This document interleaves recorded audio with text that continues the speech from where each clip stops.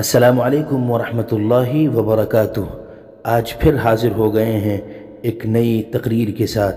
اس video میں جو تقریر آپ کے سامنے پیش کی جائے گی وہ خاص طور سے بچوں کے لیے ہے، جو کہ 26 جنوری کے موقع پر بچے پیش کر سکتے ہیں اور ہزاروں لوگوں کے دلوں کو جیت سکتے ہیں اور سامعین کے دلوں میں اپنی جگہ بنا سکتے ہیں اور انعام بھی حاصل کر سکتے ہیں۔ تو آئیے ویڈیو کی شروعات کرتے ہیں۔ الحمدللہ رب العالمین والصلاة والسلام علی سید الانبیاء والمرسلین، اما بعد۔ صدر ذی وقار اور حاضرین گرامی، ہمارا ملک ہندوستان انگریزوں کی غلامی سے 15 اگست 1947 میں آزاد ہوا، لیکن ہمارے آزاد بھارت کا کوئی اپنا قانون نہ تھا۔ اس کمی کو پورا کرنے اور دستور مکمل کرنے کے لیے دستور ساز کمیٹی تشکیل دی گئی۔ ہمارے ملک کا قانون 26 نومبر 1949 کو بن کر تیار ہو گیا تھا، مگر اسے 26 جنوری 1950 کو پورے ملک میں نافذ کیا گیا۔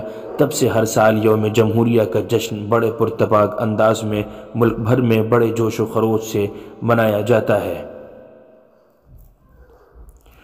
آپ بحسن خوبی واقف ہیں کہ آج ہم سب یہاں 26 جنوری یعنی یوم جمہوریہ کی خوشی منانے کے لیے یکجا ہوئے ہیں۔ آج ہم 75واں یوم جمہوریہ منا رہے ہیں۔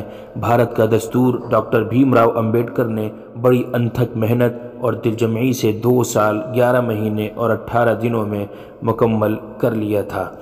ہمارے ملک کا دستور دنیا کے طویل ترین دستور میں سے ایک ہے۔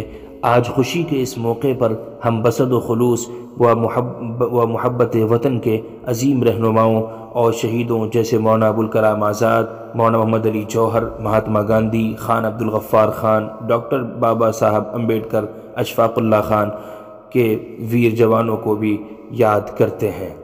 حضرات، ہمارے ملک بھارت کو جمہوری ملک بنے کئی دہائیاں گزر چکے ہیں، لیکن پھر بھی ہمارا ملک فسادات، جرائم، رشوت خوری، کالا بازاری، سماجی نابرابری، بے روزگاری اور دہشت گردی جیسے سنگین مسائل سے دوچار ہے۔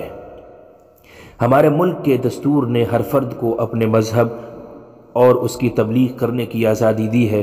ہر فرد کو اپنے خیالات کے اظہار کی آزادی دی ہے، اپنے مدارس قائم کرنے کی آزادی دی ہے۔ ہمیں انصاف اور مساوات کا حق حاصل ہے۔ اسی طرح دستور نے ہم پر ذمہ داریاں بھی عائد کی ہیں، جیسے سب کے ساتھ پیار و محبت سے رہنا، نفرت نہ پھیلانا، وطن سے محبت کرنا وغیرہ۔ ہمارے ملک کو ترقی کی راہ پر گامزن کرنے کے لیے اس ملک کے ہر شہری کو چاہیے کہ وہ ملک کے دستور کی عزت کرے، دل سے بھارت کے قوانین پر عمل کرے۔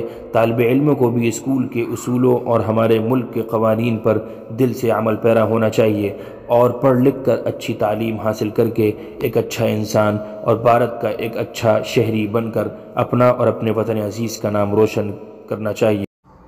وفاداری وطن سے ہو یہی اسلام کہتا ہے، ہم اپنے دل کے ہر گوشے میں ہندوستان رکھتے ہیں۔